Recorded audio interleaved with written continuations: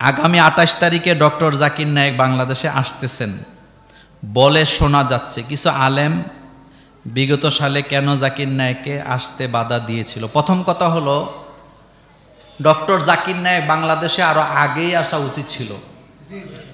কারণ এই মানের মানুষ যেই দেশে যায় সেই দেশের মুসলমান বা মুমেনের স্পিরিট আরো কি হয়, বাড়ে। জাকির নায়েক হলো মুহাম্মদ সাল্লাল্লাহু আলাইহি ওয়াসাল্লামের উম্মতের জন্য একটা সম্পদ। আলেম ওলামারা একটা সেক্টরে কাজ করে, কিন্তু জাকির নায়েক সব সেক্টরে কাজ করেন। আমি এক কথায় যদি বলি, জাকির নায়েকের বিরোধিতা যারা করে তারা না বুঝে করে। কারণ জাকির নায়েকের সাথে ওনাদের দেখাও হয় নাই, সরাসরি কথাও হয় না। শুধু এতটুকু বলবো, আপনি কথা বলতেছেন বাংলাদেশের একটা ছোট্ট মানচিত্রে বসে বসে, আর জাকির নায়েক কথা বলতেছে সারা দুনিয়া। জাকির নায়েকের বক্তব্য 152টা ভাষায় অনুবাদ হয়ে সারা পৃথিবীতে মানুষে শোনে। জাকির নায়েক বক্তৃতা দেয় ইংরেজিতে, কিসে? আর এই বক্তৃতাকে ট্রান্সলেট করা হয় 152টা ভাষায়। কথা বুঝেননি? কয়টা ভাষায়? এটা কি সোজা কথা? মানে উনি বক্তৃতা দিচ্ছে একটা ভাষায়, হয় হিন্দিতে দিচ্ছেন না হয় ইংরেজিতে দিচ্ছেন, বেশিরভাগ ইংরেজিতে দেয়। আর ওনার এই বক্তব্যকে ট্রান্সলেট করা হয়, ভাষান্তর করা হয় 152টা। এক কথায় আপনি হাঁটতেছেন রাস্তা মাটি দিয়া, আর জাকির নায়েক হাঁটতেছে আকাশের উপর দিয়ে। তা আপনি ওনার সাথে টক্কর দিয়ে লাভ আছে না। 2 নাম্বার, জাকির নায়েক এর কারণে মুসলমানের সংখ্যা পৃথিবীতে বাড়ছে না কমছে? ইন্ডিয়াতে বাড়ছে না কমছে? জাকির নায়েক যদি সাধারণ মানুষ হইতো তাহলে ইন্ডিয়া সরকারকে ওনাকে দেশ থেকে ভাগায় দিত নি। জাকির নায়েক মূলত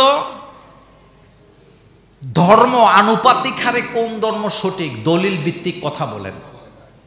তিনি বিভিন্ন ধর্মীয় গ্রন্থে যে অসঙ্গতিগুলো আছে এগুলা তিনি বের করেন।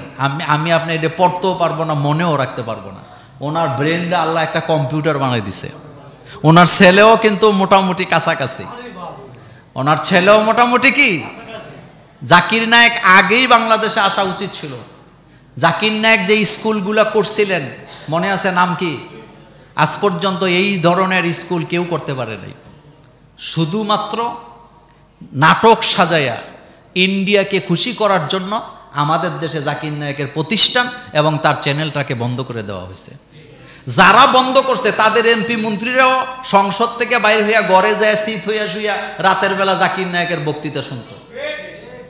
শুধুমাত্র একজনের সিদ্ধান্ত, যিনি ভারতকে খুশি করার জন্য পিস টিভি, পিস চ্যানেলগুলোকে বন্ধ করে দিয়েছিল।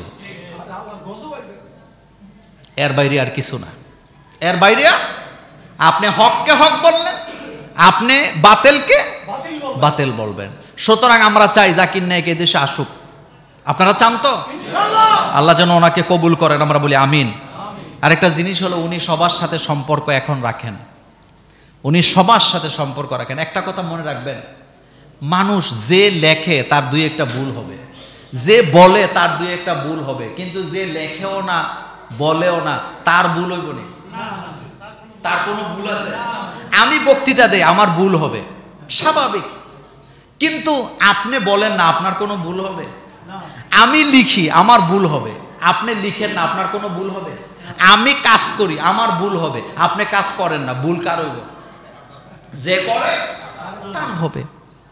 সুতরাং উনি ঘন্টার পর ঘন্টা বলেন, 2-1টা ভুল হইতে পারে, উনি মানুষ। কারণ ওনার কাছে ওহী আসে না। ওনার কাছে কি ওহী আসে না? ভুল হবে, ভুলটা নিবেন না, শুদ্ধটা নিবেন। সমস্যা কোথায়?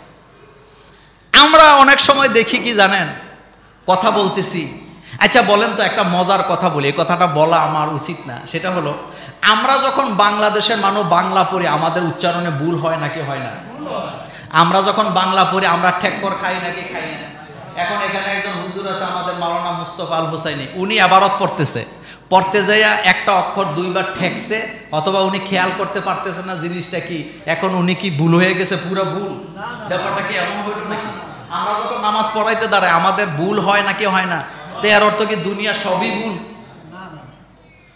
এই যে একটা টেন্ডেন্সি, এটি বাদ দিতে হবে। আমি 1000 কথা বলবো, 10টা কথা যদি আমার ভুল হয়, ভুলগুলা বাদ, আর ভুলগুলা ক্ষমা করে কে? আল্লাহ। কিন্তু বাকি আমার 990টা যে শুদ্ধ আছে, ওইগুলাকে আপনি ভুল বলতে পারবেন? আমরা বক্তৃতা দিতেছি, কথা বলতেছি, আমাদের ভুল হয়ে যায়, অনিচ্ছাকৃতভাবে হয়। আমি একটা মজার কথা বলি, আমি একদিন এখানে একটা বক্তৃতা দিতেছি, একটা হাদিসের ইবারত আমি ল্যাপটপ ইন্টারনেট থেকে পড়তেছিলাম। তো ইন্টারনেট আপনারা বুঝেন স্লো হওয়ার কারণে আমার শব্দগুলো আসতেছে না। আমি শব্দগুলো দেখে দেখে বক্তৃতা তো বলতেছি, শব্দগুলো আসতেছে না, আমি বলতেও পারতেছি না। কিন্তু শব্দগুলো যারা আলেম তারাও দেখবে শব্দগুলো একেবারে সহজ। এটারে ভিডিও বানাইয়া সব জায়গায় প্রচার করতেছে। দেখেন, মূর্খ, ফরা জানে না, ইবারত জানে না, আরবি জানে না, বক্তৃতা দেয়। আপনারা যারা আমার মুসল্লি, 3 বছরের মুসল্লি বা যতদিন হয়েছে, আপনারা বলেন আমি কি একই আলোচনা 2 বার করি? আমি কি কোনোদিন কোরআন হাদিসের দলিল ছাড়া আপনাদের সামনে কথা বলছি? উনি আমার বক্তৃতা শুনছে 1 মিনিট, যেটা আমি ইন্টারনেট থেকে হাদিস বাইর করতেছিলাম, আসতেছে না নেট। আর এমনিও তো এই মসজিদে নেট থাকে না। এখন আমি নাকি মূর্খ, আমি ফরা জানি, এইটা ডেলি সব জায়গায় দেয়। তা আমি এটি দেখে দেখে হাসি। আপনি কি আমার পিছে নামাজ পড়ছেন? আপনি কি কখন আমাকে নিয়ে সমালোচনা করেন? আপনি কি কখনো আমার বক্তৃতা 1 ঘন্টা বসে শুনছেন? শোনেন নাই। কিন্তু আপনি এই প্রত্যেকটা কথার কোনো জবাব আমি দেব না, প্রত্যেকটা কথার জবাব দিবে কে? আল্লাহ। এই সেম আপনারও যদি আমি বেজ্জতি করতে চাই, অটোমেটিকলি আল্লাহ আমারে কি করবে? বেজ্জতি করে দিবে। এটা স্বাভাবিক, এটা স্বাভাবিক। মাওলানা সৈয়দ আবুল আলা মওদুদী রাহিমাহুল্লাহকে নিয়ে যারাই কথা বলেছেন, যারাই তার ইজ্জত নষ্ট করার চেষ্টা করেছেন, আমি দেখেছি কোনো না কোনোভাবে তারা জাতির কাছে বেজ্জতি হয়েছে।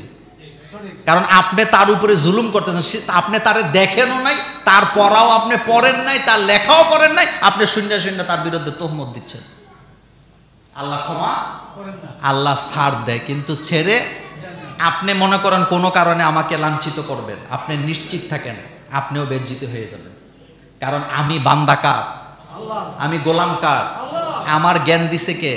আমারে আল্লাহ কম দেখ বেশি দেখ, এটা আল্লাহ আমারে দিছে। আমারে যদ্দুর জ্ঞান দেওয়া দরকার আল্লাহ আমারে তদ্দুরই দিছে। আমার যদ্দুর কথা বলার ক্যাপাসিটি দরকার আল্লাহ আমারে তদ্দুরই কি দিছেন। সুতরাং আপনি আমাকে হ্যারাসমেন্ট করতে পারবেন না। তালাক কি চূড়ান্ত সমাধান? আমাদের দেশে একাধিক বিয়ে করলে মেয়েরা তালাক চায় কেন? শুনেন, তালাক এটা একটা ঘৃণিত ব্যাপার।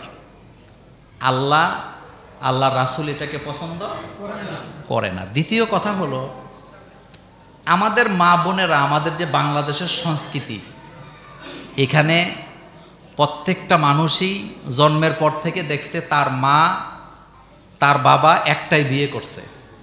কয়টা করছে? যার কারণে আমাদের বোনেরা এটা মাইনা নেয় না। আরবের কালচার এটা ভিন্ন। আরব দেশে যারা জন্ম নেয়, সে জন্ম নিয়েই দেখে তার মা হইল 4টা। মনোযোগ আছে? শুনেন, তার মা কয়টা? হে জন্মের পরের থেকে দেখছে তার মা 4টা, তার চাচার বউ 4টা, তার দাদার বউ ছিল 4টা।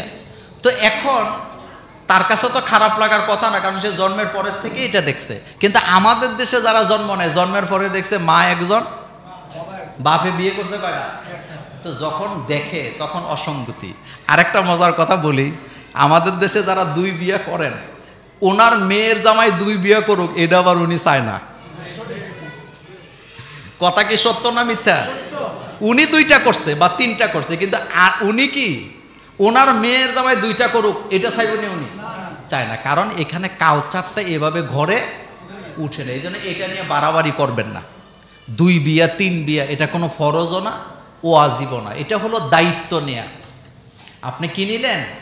কিন্তু যতক্ষণ বিয়ে করেন নাই ততক্ষণ আপনি এক। যখন বিয়ে করে ফেলবেন তখন হক আদায় করা, এটা কি নফল না ফরজ? এটা কিন্তু কঠিন ভাই।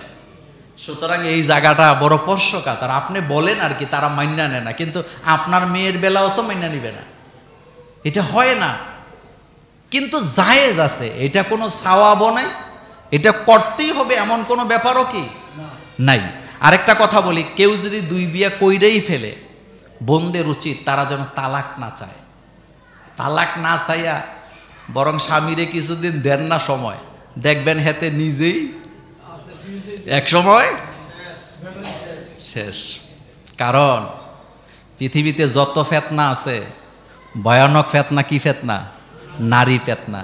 আল্লাহুম্মা ইন্নী আউযু বিকা মিন ফিতনাতিন নিসা। রাসূল আমাদেরকে দোয়া শিখাইছে। কেন শিখাইছে জানেন? এবার শুনেন কেন শিখাইছে, একটা উপমা দেই, 2-1 মিনিট বেশি নেব, শুনেন। আপনাদের সাহেবের বাজারে আমি মোল্লা নাজিম দাঁড়ায় আছি, মনোযোগ আছে? আমি আপনাদের খতিব, আমারে চিনে না এরকম লোক তো কুমিল্লা ডিস্ট্রিক্টে কম, কথা ঠিক না? আচ্ছা, আমি দাঁড়ায় আছি, হঠাৎ করে একটা সুন্দরী মেয়ে কোত্থেকে আসছে, আইসা মনে করেন আমারে জড়ায়া ধরে একটা সিল্লানি দিছে যে মোল্লা নাজিম আমার ইজ্জত নষ্ট করছে, ও আমারে বিয়ে করছিল, আমার বাত কাপড় দেয় না, আপনারা হেরে ধরেন। মনোযোগ আছে না? এমন সময় আমাদের মন্নান ভাই ঘর থেকে বাইরে আইছে। বাইরে আসার পরে দেখতেছে লোকজন জমে গেছে।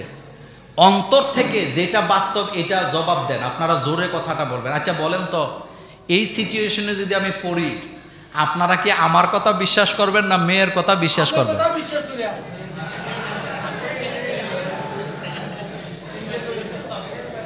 সুবেদার সাহেব যদি এরম বিপদে পড়ে, ওনার কথা কেউ বিশ্বাস করব না? এটা হবে না, এটা উল্টা, এটা উল্টা। পুরুষের কথা কেউ বিশ্বাস করে না, শুনতেও চায় না। কথা কি ঠিক বললাম? বিশ্বাস করবো কারটা? আর মন্নান ভাই কইব ওইলো ওইতারে। মিয়া সাহেব, এটা হলো নারীর ফেতনা, দাজ্জালের ফেতনা। নারীর ফেতনা বড় কি ভয়ানক। এই জন্য রাসূল দোয়া শিখাইছে, আল্লাহুম্মা ইন্নী আউযু বিকা মিন ফিতনাতিন নিসা। আয় আল্লাহ, তুমি আমাকে নারীর ফেতনা থেকে বাঁচাও। জবাব পাইছেন? জবাব কি পাইছেন? খবরদার, এটা বড় ভয়ানক ফেতনা। কেউ বিশ্বাস করবে না আপনাকে, আপনার ছেলে মেয়েও আপনাকে বিশ্বাস করবে না। খুব ভয়ানক জায়গা এটা।